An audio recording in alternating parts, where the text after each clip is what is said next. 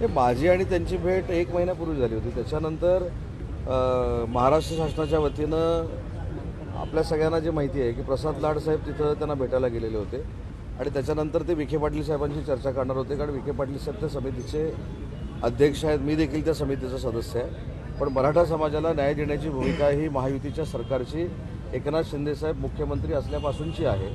आज देवेंद्रजी देखील त्याच पद्धतीनं काम करत आहेत. त्याच्यामुळं मनोजदादा जरांगेंच्या ज्या काही शंका असतील ते सरकार म्हणून आम्ही दूर करतो. उस्मानाबादने जर त्या आंदोलनादरम्यान माझा मृत्यू झाला तर त्याला सर्वस्वी देवेंद्र फडणवीस हे जबाबदार असतील असं ते म्हणतात. नाही, मला असं वाटतं की या संदर्भामध्ये प्रसाद लाड आणि त्यांच्याशी जाऊन सविस्तर चर्चा केलेली आहे. प्रसाद लाड साहेबांचा कालच मला फोन होता की या संदर्भात चर्चा करायची आहे, विखे पाटील साहेबांची चर्चा करायची आहे. मनोजदादांना आंदोलनाची वेळ येणार नाही अशा पद्धतीनं शासन काम करेल अशा पद्धतीची भूमिका देखील प्रसाद लाड यांनी मांडलेली आहे.